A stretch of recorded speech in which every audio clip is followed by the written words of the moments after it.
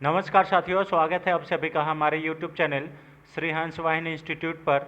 आज का तारीख है 11 अक्टूबर 2023 और इस दिन के करंट अफेयर्स के सभी अति महत्वपूर्ण प्रश्न हम लोग इस वीडियो में डिस्कस करेंगे, जो कि सभी एग्ज़ाम्स के लिए बेहद महत्वपूर्ण होंगे। ठीक है, तो चलिए वीडियो को फटाफट शुरू करते हैं, लेकिन उससे पहले आज का मोटिवेशन देख लेते हैं। आज का मोटिवेशन है focus on the possibilities for success, not on the potential for failure. ठीक है, इसका शाब्दिक अर्थ यही है कि आप सफलता की संभावनाओं पर ध्यान दें, ना कि असफलताओं की संभावनाओं पर। ठीक है, इसलिए ज़्यादा आप जो सक्सेस है उसके ऊपर फोकस कीजिए कि आपके जो सक्सेस होने का कितना परसेंट पॉसिबिलिटीज़ है, वो ज़्यादा आपको बेनिफिट करेगा। ठीक है, तो आई थिंक आप इस मीनिंग समझ गए होंगे। तो चलिए वीडियो को शुरू करते हैं, लेकिन उससे पहले अगर आप हमारे चैनल पर नए हैं तो चैनल को जरूर सब्सक्राइब कर लें और ज़्यादा से ज़्यादा इसे शेयर करें। ठीक है, आज का पहला क्वेश्चन है जो कि बहुत ही इंपॉर्टेंट है फ्रेंड्स। ठीक है, हाल ही में किस देश ने ऑपरेशन आयरन स्वॉर्ड लॉन्च किया है? तो ऑपरेशन आयरन स्वॉर्ड जो है ये किस देश के द्वारा लॉन्च किया गया है? तो ये लॉन्च किया गया है इजराइल के द्वारा। ऑप्शन नंबर बी इसका सही आंसर है। अभी आपको मालूम होगा इजराइल और हमास में युद्ध चल रहा है और ऑफिशियली इजराइल जो है ये ऑफिशियली जो इजराइल है वो युद्ध का ऐलान कर चुका है। ठीक है, तो ऑप्शन नंबर बी इसका सही आंसर है। इजराइल का जो ये है कैपिटल है वो जेरूसलम है, इसे भी याद कर लीजिएगा, इम्पॉर्टेंट है। ठीक है, फिलिस्तीन उग्रवादी संगठन हमास के एक आश्चर्यजनक हमले के जवाब में हाल ही में इजराइल द्वारा ऑपरेशन आयरन स्वॉर्ड लॉन्च किया गया है। आपको मालूम होगा कि फिलिस्तीन पहले पहले जो है ये पैलेस्टीन के नाम से जाना जाता था। तो जो फिलिस्तीन है ये उस इलाका में, मतलब पूरा वो जो आज का इजराइल आप देख रहे हैं, पहले उस इलाका में फ़लस्तीन या फ़िलिस्तीन नाम करके एक देश रहा करता था। लेकिन धीरे धीरे उसका वो मतलब ये हो गया, यहूदी लोग ख़त्म होते गया। उस केस में फिर ये क्या हुआ कि इजराइल उस जगह को अपनाते गया और बहुत बार ऐसा हमला करके उस जगह को कैप्चर कर लिया। और आज जो है दो ही जगह पे आपको फ़िलिस्तीन के लोग दिखाई देंगे, एक है गाज़ा पट्टी और एक है वेस्ट बैंक। ठीक है, ये दो जगह पे इजराइल पर हमला करने हमास के हमला में कम से कम 100 लोग हताहत हुए हैं और बंधकों को जाने का दावा किया जा रहा है। बहुत सारे जान जाने का दावा किया जा रहा है, जिसमें से अभी यहाँ पे बोला जा रहा है कि 1610 जो है ये लोग घायल हो गए हैं। और अभी ये तो बहुत ही ज़्यादा अभी हो गया है, मतलब लगभग ये क्या बोल सकते हैं 2200-2500 लोग ऐसे मर गए हैं। ठीक है, ये बहुत ज़्यादा घातक हमला था। ठीक है, इजराइल ने हमास के खिलाफ औपचारिक रूप से युद्ध की घोषणा कर दी है। इजरायली सेना और फिलिस्तीनी आतंकवादी समूह हमास के बीच संघर्ष और गंभीर होता जा रहा है। ठीक है, ये इम्पॉर्टेंट है। ठीक है, 7 अक्टूबर को हमास के आतंकियों ने इजराइल पर रॉकेट से हमला किया था। आपको मालूम होगा कि इजराइल के पास जो है आयरन डोम पद्धति, जो कि हवा में ही मिसाइल आता हुआ मिसाइल को मार गिराता है, लेकिन हमास के द्वारा इसका 2-3 साल से मतलब नेट प्रैक्टिस एक टाइप से आप बोल सकते हैं कि हमास के द्वारा मतलब कभी कभी बीच बीच में वो हमला करते रहता था। एक साथ देखता था 100, 200, 500 ऐसे, मतलब वो जो मिसाइल है वो दागता था। लेकिन आयरन डोम पद्धति जो है उसका जो इफ़िशियंसी है वो 90% है। तो 10% तो कम से कम वो गिरेगा इजराइल पर। इसलिए इस बार जो है 5000 मिसाइल हमास के द्वारा दागा गया और बहुत सारे जो आतंकवादी है वो पैराग्लाइडर से इजराइल में घुस गया। और कई बार तो मतलब कई लोग तो पानी के रास्ते से भी बोट से इजराइल पर हमले किए, यानी कि तीनों तरफ से इजराइल पर ताबड़तोड़ ये लोग हमास के आतंकवादी लोग हमला किए। ठीक है, और यही रीज़न है कि जो इजराइल के कमांडर इन चीफ है वो बोले हैं कि वो लोग जो हमास के आतंकवादी है वो अपने लिए नरक के द्वार खोल लिए हैं। 8 अक्टूबर को इजराइल के मंत्रिमंडल ने अनुच्छेद 40 LF को लागू किया। 1973 में यौन कुपूर युद्ध के बाद पहली बार आधिकारिक तौर पर युद्ध की घोषणा हुई है। इजराइल और हमास के बीच चल रहे संघर्ष में मरने वालों की संख्या देखिए 1000 से पार हो गया, यानी कि ये लगभग अभी 2000 हो चुका है। इसे भी याद कर लीजिएगा। ठीक है, इजराइल में करीब 700 लोग मारे गए हैं और गाजा पट्टी में 400 लोग मारे गए हैं। ठीक है, इस संघर्ष में हज़ारों लोग के घायल होने की आशंका है। हमास के हमले के बाद कुछ इलाकों में अभी भी मलबा हटाया नहीं जा सका है और कुछ जगहों पर युद्ध भी जारी है। इसमें मौतों की संख्या बढ़ सकती है। हमास और इजराइल के बीच सुरक्षा बलों के बीच जगह जगह पर लड़ाई जारी है, इसे भी याद कर लीजिएगा। अब हमास के बारे में बात कर लेते हैं। हमास जो है ये एक फिलिस्तीनी इस्लामी आतंकवादी समूह है जो कि गाजा पट्टी पर शासन करता है। हम लोग मैप के द्वारा भी देखेंगे कि गाजा पट्टी है कहाँ। हमास ने इजराइल के विनाश की कसम खाई है। अभी हम आपको बोले कि जो हमास है वो हर समय कोशिश ये करता है कि हम इजराइल को पूरा ख़त्म करके रखेंगे, लेकिन आपको मालूम होना चाहिए कि इजराइल जो है आज का डेट में बहुत ही पावरफुल देश बन गया है और बहुत पैसा वाला भी है, ठीक है। इसलिए 2007 में गाजा में सत्ता संभालने के बाद इजराइल के साथ कई बार युद्ध लड़ा है ये हमास, ठीक है। गाजा पट्टी इजराइल, मिस्र और भूमध्य सागर के बीच 41 किलोमीटर लंबा और 10 किलोमीटर चौड़ा क्षेत्र है, ठीक है। यह लगभग 2.3 मिलियन लोगों का घर है, दुनिया में सबसे अधिक जनसंख्या घनत्व में से एक, ठीक है, यहाँ पे गाजा पट्टी में। तो ये चीज़ देख लीजिएगा हिमात। अब यहाँ पे देखिए मैप के द्वारा, ये पहले फिलिस्तीन हुआ करता था ऐसे, और देखिए 1940 में फिलिस्तीन यहाँ तक सिमट के रह गया। फिर धीरे धीरे 1962 में ये थोड़ा सा और कम हो गया। 1995 में एकदम जो है अब इजराइल यहाँ पे वर्चस्व अपना लिया, और 2020 में ये देखिए ये इजराइल का मैप है जो कि आज का डेट में ये इजराइल बन चुका है, ठीक है, और मान्यता भी प्राप्त कर चुका है। बहुत सारे लोग अब इजराइल को एक देश के रूप में मानते हैं, ठीक है, उसमें से एक भारत भी है, ठीक है। अब देखिए यहाँ पे है ये गाजा पट्टी, यहाँ पे ही हमास का संगठन है, आतंकी संगठन। और इस टाइप में ये वाला जो आपको एरिया दिखाई दे रहा है ये है वेस्ट बैंक, ठीक है। तो यही दो जगह पे आपको यहूदी नज़र आएगा, फिलिस्तीनियन नज़र आएगा, ठीक है। बाकी सारे जगह जो वाइट वाला इलाका है ये सब क्या है, ये इजरायली लोग यहाँ पे रहते हैं, ठीक है। तो ये जो है ये गाजा पट्टी से ही इजराइल पर हमला किया गया है। और इधर में आपको देखिए जॉर्डन है, लेबनान है। अभी लेबनान यहाँ पे है, तो ये जो लेबनान के तरफ से भी हमला किया गया है हिजबुल्ला नामक आतंकी संगठन के द्वारा, ठीक है। तो इजराइल पे दो तरीका चारों तरफ से हमला हुआ है, ठीक है। एक तो हमास आतंकी संगठन के द्वारा यहाँ पे गाजा पट्टी से इजराइल पे हमला किया गया है, और दूसरा लेबनान से हिजबुल्ला नामक संगठन जो है वो भी इजराइल पर हमला कर रहा है। तो ये मतलब आप समझ लीजिए कि ये वर्ल्ड वार फिर से शुरू होने वाला है और बहुत ही घातक परिणाम इसका होगा, ठीक है। चलिए, भारत एकदम क्लियरली बोल दिया है कि आई स्टैंड विथ इजराइल, ठीक है। और किसी भी प्रकार का आतंकी संगठन का जो अटैक है वो भारत कभी भी इंटरटेन नहीं करता है, इस चीज़ को ध्यान में रखिएगा, ठीक है। ये इंग्लिश वर्जन है। चलिए क्वेश्चन नंबर 2 पे आते हैं। हाल ही में अर्थशास्त्र के लिए नोबेल पुरस्कार 2023 से किसे सम्मानित किया गया है? वेरी वेरी इंपॉर्टेंट, और ये हम लोग का छठा नोबेल पुरस्कार, हम लोग 6 कैटेगरी में 5 कैटेगरी में ऑलरेडी पढ़ चुके हैं, ये छठा है। तो अभी देखिए इकोनॉमिक्स के लिए 2023 का नोबेल पुरस्कार जो है ये क्लाउडिया गोल्डविन को दिया गया है, इसे भी याद कर लीजिएगा। ऑप्शन नंबर ए इसका सही आंसर है, क्लाउडिया गोल्डविन, ठीक है। अब यहाँ पे देखिए क्लाउडिया गोल्डविन ने 2023 में नोबेल अर्थशास्त्र पुरस्कार जीता। आर्थिक विज्ञान में नोबेल पुरस्कार यानी कि नोबेल मेमोरियल पुरस्कार 2023 क्लाउडिया गोल्डविन को प्रदान किया जाएगा, ठीक है। उन्हें महिलाओं के श्रम बाजार के परिणामों के बारे में हमारी समझ को उन्नत करने के लिए यह पुरस्कार दिया गया है, ठीक है। वह अर्थशास्त्र का नोबेल पुरस्कार जीतने वाली तीसरी महिला है। पहली महिला है एलिनोर ऑस्ट्रोम, दूसरी महिला है एस्टर डुफ्लो, इसे भी याद कर लीजिएगा। और तीसरा महिला कौन बन गई है? तो क्लाउडिया गोल्डविन, ठीक है। महिलाएं जिन्होंने नोबेल पुरस्कार और मतलब इकोनॉमिक्स का नोबेल पुरस्कार ये लोग जो जीता था, ठीक है। श्रम बाजार में महिलाओं की भूमिका को समझाना समाज के लिए महत्वपूर्ण है। क्लाउडिया गोल्डविन के शोध में अंतर्निहित कारकों की समझ बढ़ी जिन्हें भविष्य में संबोधित किया जाना है, इसे भी याद कर लीजिएगा, ठीक है। अर्थशास्त्र पुरस्कार 1968 में स्वीडन के केंद्रीय बैंक द्वारा बनाया गया था।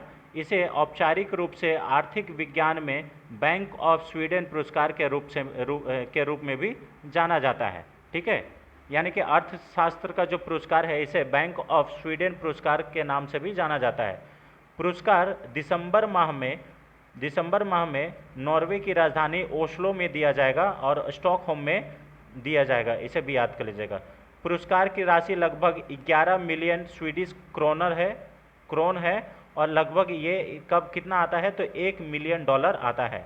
ठीक है, विजेताओं को 18 कैरेट का स्वर्ण पदक भी मिलेगा और एक डिप्लोमा सर्टिफिकेट भी मिलेगा, इसे भी याद कर लीजिएगा। ठीक है, तो अर्थशास्त्र के लिए आपको मालूम चल गया कि ये क्लाउडिया गोल्डविन जीती है।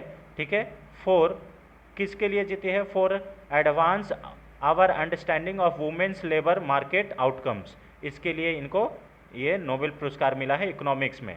अब देखिए इकोनॉमिक्स में इनको ये मिला है। अब इसके साथ साथ ये तो पहला कैटेगरी हो गया इकोनॉमिक्स का। दूसरा कैटेगरी पीस प्राइज़ यानी कि शांति का नोबेल पुरस्कार किनको मिला है तो नरगिस मोहम्मदी को मिला है। ये एक ईरानियन है, इसे भी याद कर लीजिएगा। और इनको क्या मिला है? For the fight against the operation of women's in Iran and her fight to promote human rights and freedom for all. ये एक ह्यूमन राइट कार्यकर्ता है, इसे भी याद कर लीजिएगा। ये कैटेगरी नंबर 2 हो गया।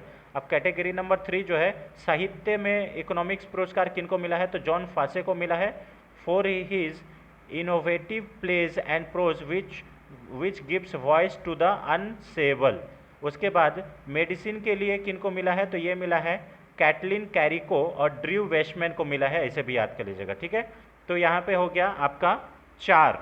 अब यहाँ पे देखिए फिजिक्स में किनको मिला है तो फिजिक्स में 3 लोगों को मिला है, Pierre Agostini, Ferenc Krausz, Anne L'Huillier for the experimental method that generate attosecond pulses of light for the study of electrons dynamic in matters.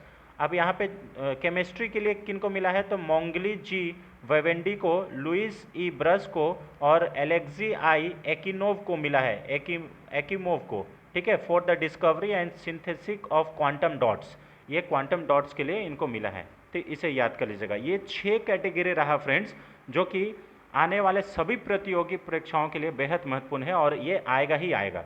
ठीक है, नोबेल पुरस्कार एल्फ्रेड नोबेल के वसीयत पर स्थापित हुआ है और इसके बारे में हम लोग इसका इतिहास पहले के सारे वीडियोस में डिस्कस कर चुके हैं। ठीक है, नोबेल पुरस्कार फिजिक्स में 2022 में किनको मिला था तो ये एलन एस्पेक्स को मिला था, जॉन एफ क्लाउजर को मिला था और एटम जेलिंगर को मिला था, इसे भी याद कर लीजिएगा।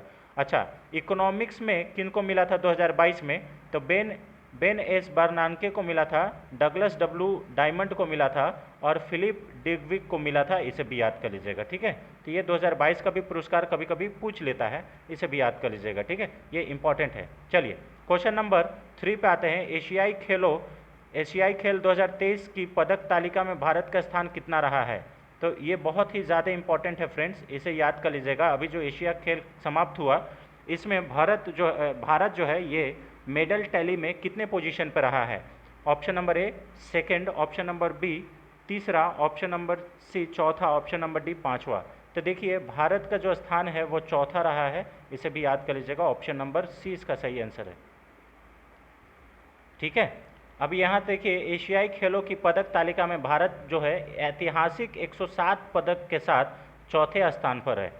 एशिया खेलों में भारत चौथे स्थान पर रहा, जो कि एशियाई खेलों में इतिहास में भारत की सबसे बड़ी जीत है। ठीक है, अब तक का सबसे बढ़िया परफॉर्मेंस इस बार का भारत का रहा है। 1962 के जकार्ता संस्करण के बाद चौथे स्थान पर रहना भारत की अब तक की सर्वश्रेष्ठ रैंक है।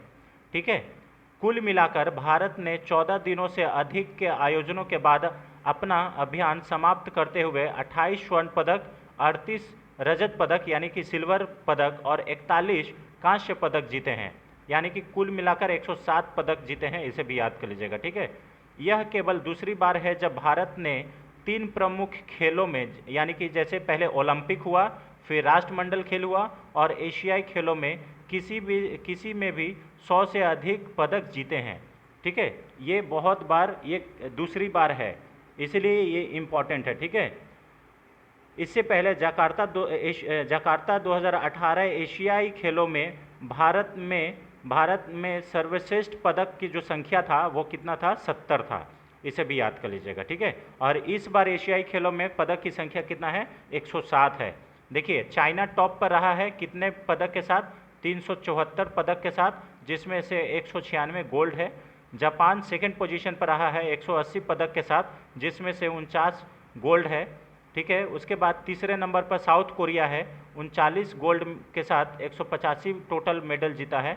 और इंडिया 28 गोल्ड के साथ 107 टोटल मेडल जीत के चौथे पोजीशन पर है। पाँचवें पोजीशन पर उज्बेकिस्तान है, जो कि 21 गोल्ड मेडल के साथ 69 टोटल मेडल जीते हैं। ठीक है। अगर आपसे कैटेगरी वाइज पूछ ले कि इंडिया कितना कितना किस में मेडल जीता है, तो 28 गोल्ड, 38 सिल्वर और 41 ब्रोंज, इसे भी याद कर लीजिएगा, ये वाला इम्पॉर्टेंट है। ठीक है, बहुत ज़्यादा इम्पॉर्टेंट है। अब इसमें हम आपको कुछ कुछ जो इम्पॉर्टेंट है उसको हम लोग यहाँ पे डिस्कस किए हैं, जो गोल्ड जीत के लाए हैं, क्योंकि गोल्ड वाला आपसे पूछ सकता है। ठीक है, देखिए इंडिया एट ओलंपिक गेम्स 2022 का ही ये हो रहा है, 2023 में हुआ, मेडल टैली में 107 हो गया।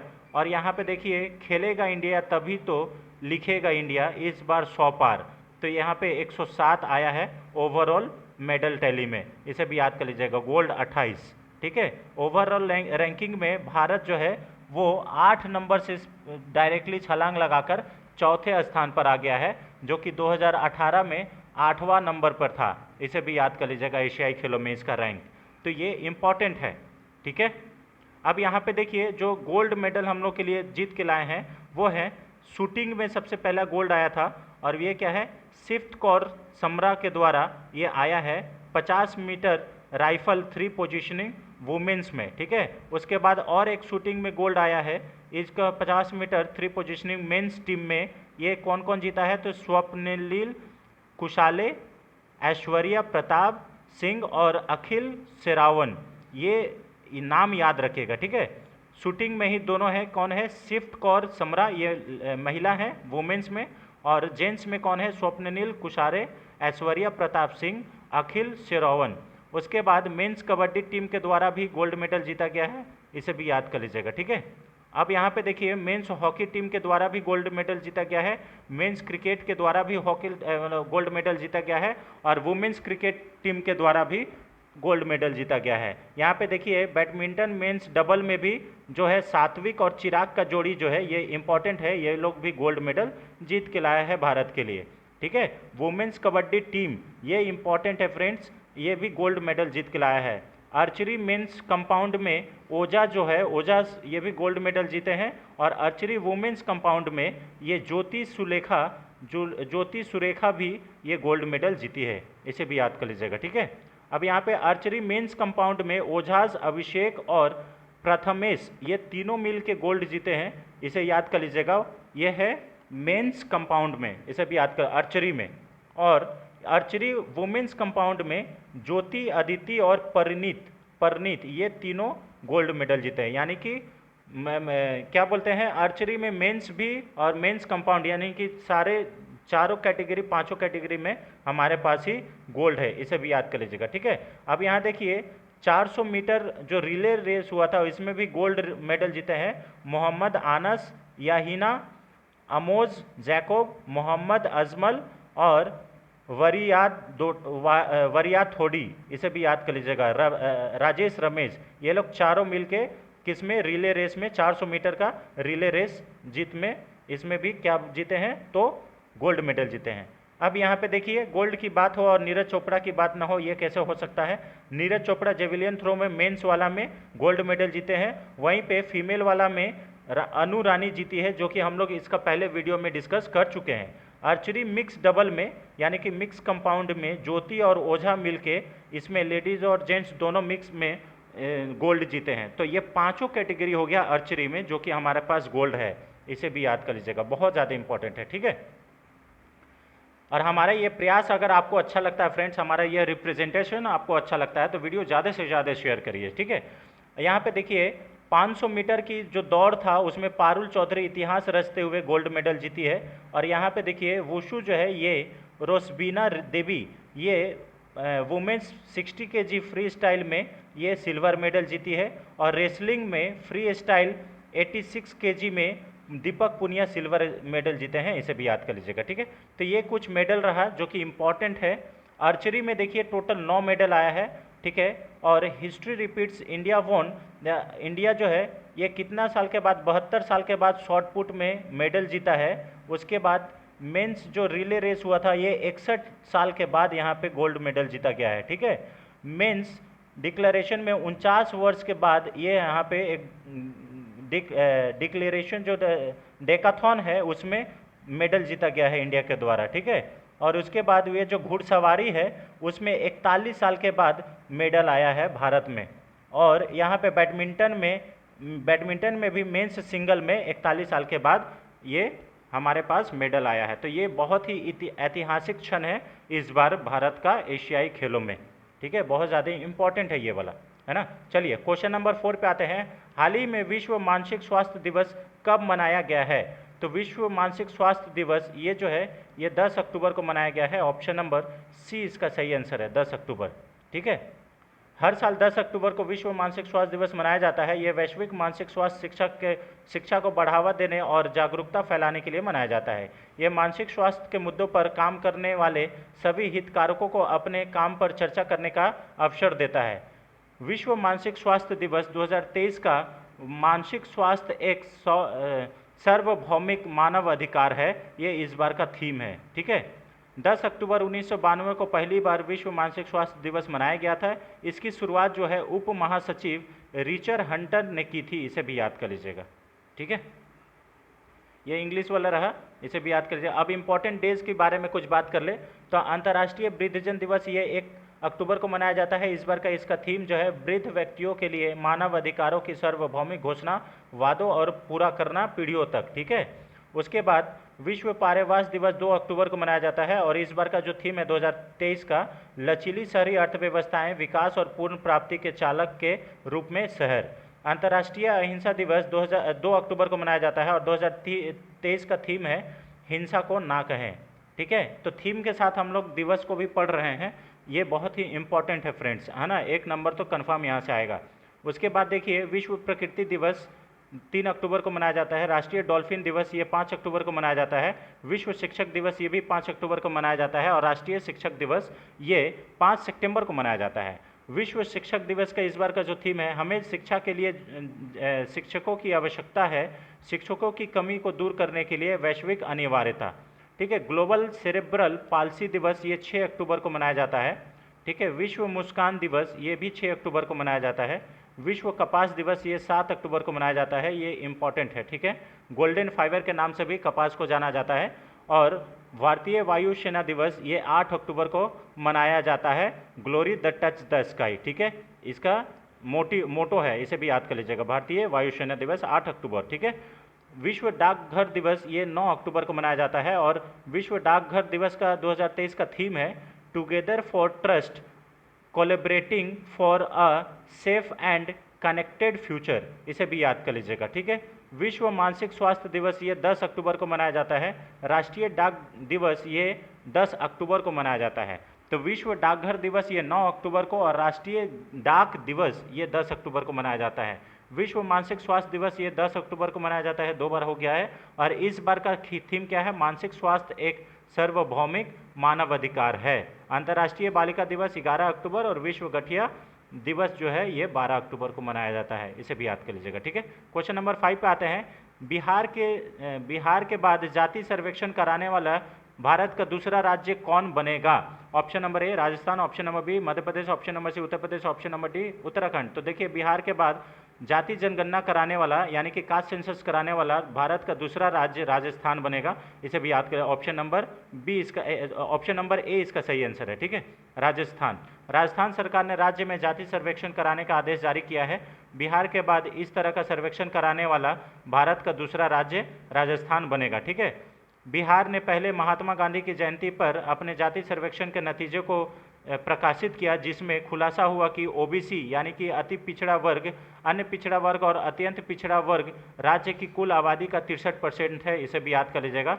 राजस्थान में 3 नए जिले का भी गठन की घोषणा सीएम अशोक गहलोत के द्वारा किया गया है। 6 अक्टूबर की इसने घोषणा की गई थी अशोक गहलोत के द्वारा, और वो 3 जिला कौन कौन सा है? मालपुरा, सुजानगढ़ और कुचमन सिटी, इसे भी याद कर लीजिएगा। ये 3 नए जिले हैं जो कि राजस्थान के हैं, और इस बार ये 3 जिलों को मिलाकर राजस्थान में टोटल कितने जिले हो जाएंगे? 53 जिले हो जाएंगे, इसे भी याद कर लीजिएगा, ठीक है। मालपुरा जो है ये मौजूदा टोंक जिले से अलग होकर बनेगा, किया जाएगा, और सुजानगढ़ ये चूरू से अलग होकर अलग मतलब जिला बनेगा, और कुचामन जो है ये नागौर से अलग होकर जिला बनेगा। जनता की मांग और उच्च स्तरीय समिति की सिफारिश के चलते राजस्थान में 3 नए जिले बनाए जाएंगे। ठीक है, उच्च स्तरीय समिति की अध्यक्षता जो है वो पूर्व सिविल सेवक राम लुभाया ने की थी, इसे भी याद कर लीजिएगा।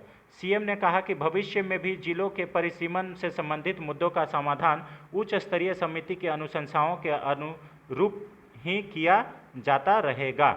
अगस्त 2023 में भी राज्य सरकार ने 17 नए जिलों की घोषणा की थी और 2 बड़े शहरी जिले जैसे कि जयपुर और जोधपुर को भी फिर से रेखांकित किया गया। ठीक है, सरकार ने राज्य में 3 नए संभोगों की भी घोषणा किया था, इसे भी याद कर लीजिएगा।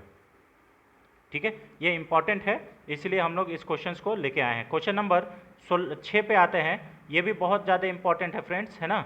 हाल ही में अरुणाचल प्रदेश के कितने उत्पादों को जीआई टैग प्राप्त हुआ है? तो जीआई टैग अभी अरुणाचल प्रदेश को मिला है, और ये कितने उत्पाद को मिला है? तो ये मिला है 3 उत्पाद को, यानी कि 3 प्रोडक्ट है अरुणाचल प्रदेश को जो जीआई टैग मिला है। जीआई टैग क्या होता है? तो जोग्राफिकल इंडिकेटर होता है, जो कि किसी भी यानी कि भौगोलिक संकेतक जो कि किसी भी विशेष क्षेत्र में पाया जाने वाला विशेष पदार्थ। जैसे दार्जिलिंग का चाय, सबसे पहले जीआई टैग दार्जिलिंग के चाय को मिला था, इसे भी आप लोग सभी लोग जानते हैं। बंगाल के रसगुल्ला को भी जीआई टैग मिला है। ठीक है, उसके बाद झारखंड के कोहबर पेंटिंग को भी जीआई टैग मिला है, उड़ीसा के रसगुल्ला को भी जीआई टैग मिला है। ठीक है, इसे भी याद कर लीजिएगा। तो इसको अभी अरुणाचल प्रदेश में 3 जीआई टैग मिला है 3 उत्पादों को। वो 3 कौन कौन सा है?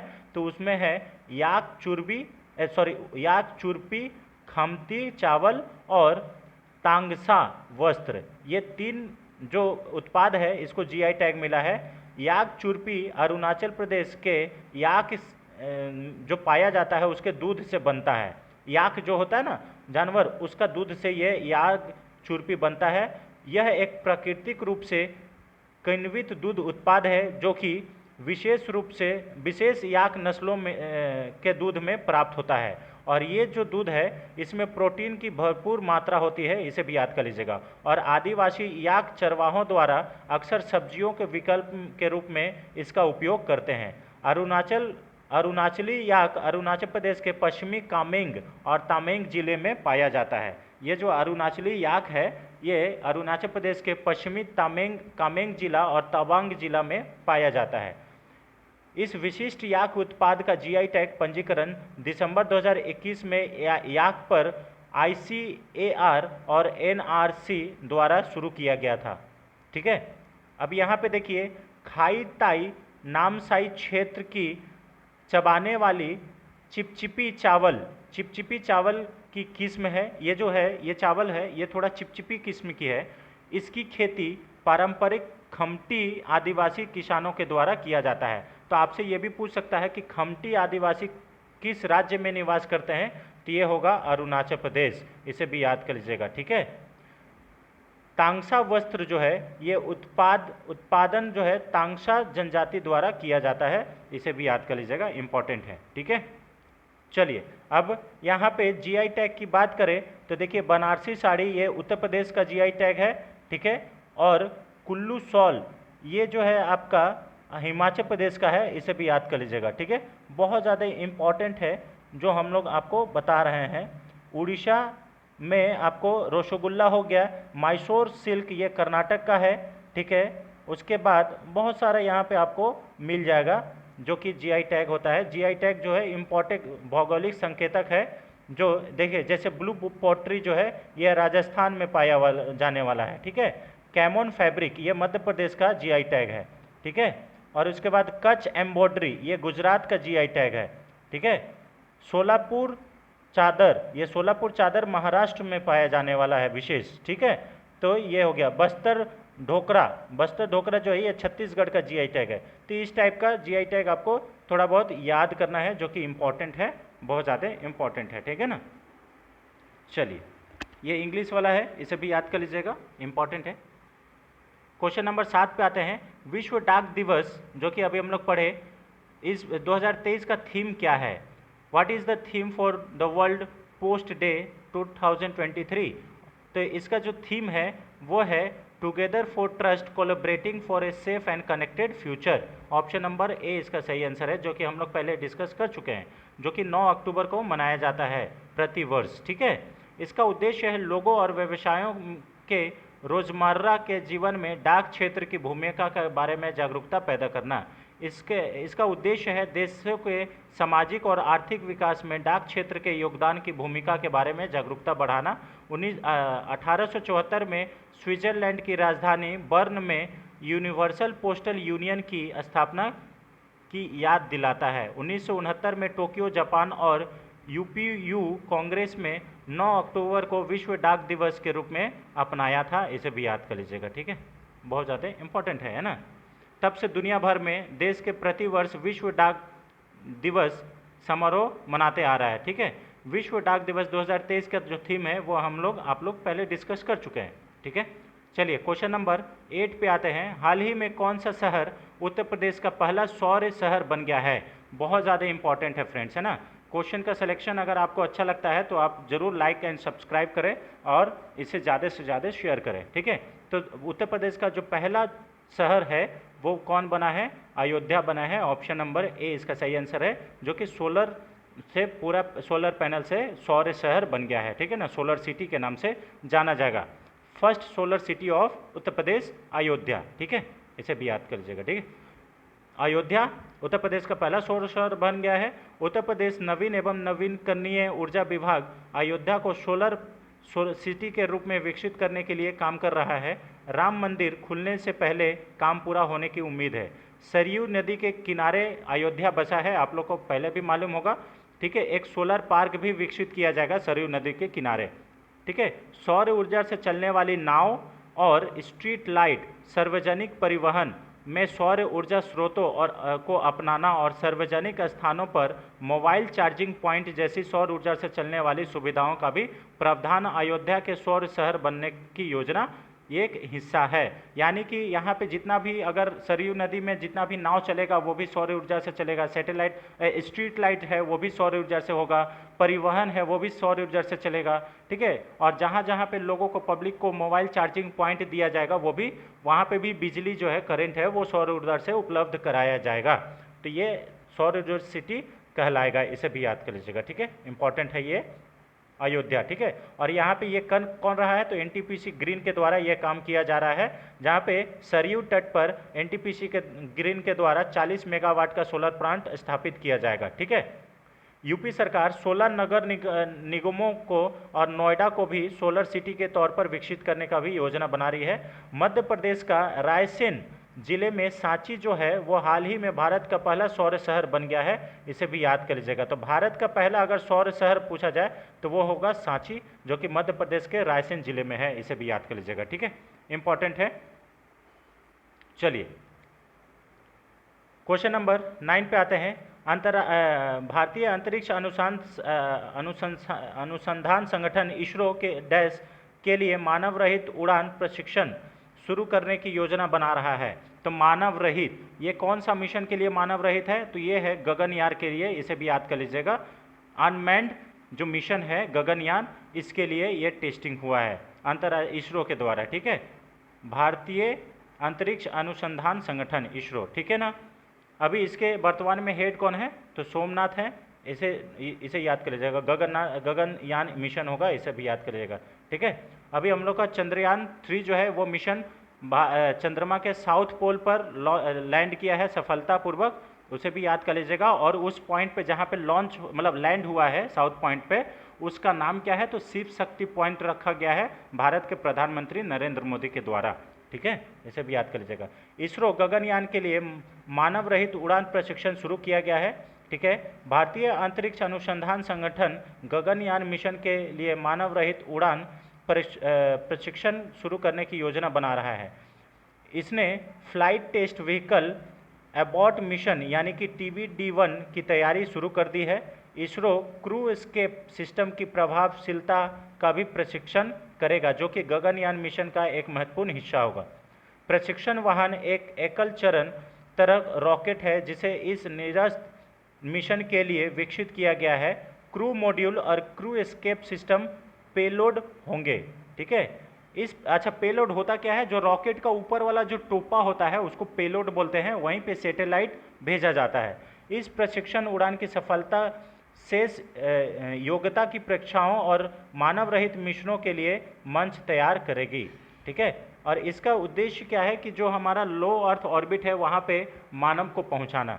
ठीक है, मानव रहित प्रशिक्षण प्रक्षेपण श्रीहरिकोटा के सतीश धवन अंतरिक्ष केंद्र से किया जाएगा। क्रू मॉड्यूल गगनयान मिशन के दौरान अंतरिक्ष यात्रियों को बाहरी अंतरिक्ष में ले जाएगा। ठीक है, इसके बाद एक निरस्त अनुक्रम स्वास्थ्य रूप से निष्पादित किया जाएगा और पैराशूट तैनात होंगे और ये मॉड्यूल जो है समुद्र में जाके गिरेगा। क्रू मॉड्यूल बंगाल की खाड़ी में गिरने के बाद बरामद किया जाएगा, यानी कि ये बे ऑफ बंगाल में गिरेगा जब टेस्टिंग होगा तब। ठीक है, चलिए क्वेश्चन नंबर 10 पे आते हैं। तेज किफ़ायती ब्रॉडबैंड इंटरनेट सेवा प्रदान करने वाला प्रोजेक्ट कुइपर किस कंपनी का है? तो तेज और किफ़ायती ये इंटरनेट सर्विस ब्रॉडबैंड सर्विस देने वाला प्रोजेक्ट कुइपर ये किस कंपनी का है? तो ये जो कंपनी है अमेजन के द्वारा लॉन्च किया गया है project Kuiper. Option number B इसका सही आंसर है। और इससे क्या होगा? तेज इंटरनेट मिलेगा। ठीक है, आपको मालूम होगा कि प्रोजेक्ट लून जो है ये किसके द्वारा चलाया गया था? तो प्रोजेक्ट लून है ये गूगल के द्वारा चलाया गया था, इसे भी याद कर लीजिएगा, जो बैलून से इंटरनेट देता। ठीक है, और स्पेस एक्स के द्वारा कौन सा चलाया गया था? तो स्टार लिंक करके एक परियोजना है जिसको अभी भारत में अनुमति नहीं मिला है। स्टार लिंक परियोजना जो कि स्पेस एक्स के द्वारा इंटरनेट से ही जुड़ा एक प्रोजेक्ट चलाया गया है, स्टार लिंक, इसे भी याद कर लीजिएगा, इंपॉर्टेंट है। और अमेजन जो है, अमेजन के मालिक कौन है? Jeff Bezos. और ब्लू ओरिजिन के भी मालिक कौन है? जेफ बेजोस, इसे भी याद कर लीजिएगा। गूगल के पेरेंट कंपनी का नाम क्या है? तो अल्फ़ाबेट इनकॉर्पोरेशन है। स्पेस एक्स के मालिक कौन है? तो एलोन मस्क है, इसे भी याद कर लीजिएगा, इंपॉर्टेंट है। ठीक है ना, अभी ट्विटर को भी एलोन मस्क ने ही खरीदा है $44 बिलियन में, इसे भी याद कर लीजिएगा। ठीक है, इंपॉर्टेंट है। चलिए, प्रोजेक्ट कुइपर जो है अमेजन की सहायक कंपनी है जिसे 2019 में स्थापित किया गया था। ठीक है, इसका लक्ष्य है वंचित समुदायों को तेज किफ़ायती ब्रॉडबैंड प्रदान करना। अमेजन ने हाल ही में फ्लोरिडा में $120 मिलियन की प्री लॉन्च प्रोसेसिंग सुविधा भी शुरुआत किया है फ्लोरिडा में। ठीक है, इसने अपनी नियोजित इंटरनेट सेवा के लिए प्रशिक्षण उपग्रहों की पहला जोड़ी को भी लॉन्च किया है, इसे भी याद कर लीजिएगा। ठीक है, और बाकी सारा चीज़ हम लोग अमेजन के बारे में आप लोग को बता दिए। अमेजन एक वेबसाइट है जहाँ से भी जो है जेफ बेजोस, मतलब ये आपको मालूम होगा जिस प्रकार से फ्लिपकार्ट है, ई कॉमर्स वेबसाइट भी अमेजन है, और अमेजन का कंपनी एक और है जिसका नाम है ब्लू ओरिजिन, और इन सारे के मालिक कौन है? तो जेफ बेजोस है, इसे भी याद कर लीजिएगा। ठीक है, चलिए, ब्लू ओरिजिन जिस प्रकार से स्पेस एक्स है उसी प्रकार से अंतरिक्ष में कार्य करता है ब्लू ओरिजिन, इसे भी याद कर लीजिएगा, बहुत ज़्यादा इंपॉर्टेंट है। ठीक है ना, तो ये रहा फ्रेंड्स आज का 10 अति महत्वपूर्ण प्रश्न जो कि आने वाले सभी प्रतियोगी परीक्षाओं के पॉइंट ऑफ व्यू से बहुत इंपॉर्टेंट है। और अगर हमारा ये प्रयास आपको अच्छा लगता है, हमारा वीडियो बनाने का तरीका अच्छा लगता है, हमारा समझाने का तरीका अच्छा लगता है, तो आप वीडियो को लाइक करें, चैनल पर नए हैं तो चैनल को सब्सक्राइब करें, इसे ज़्यादा से ज़्यादा शेयर करें और अपने अपने सोशल मीडिया पर इसे ज़रूर पोस्ट करें। ठीक है, thanks for watching friends, thank you so much. मिलते हैं नेक्स्ट वीडियो में, तब तक के लिए जय हिंद, जय भारत, जय हिंद।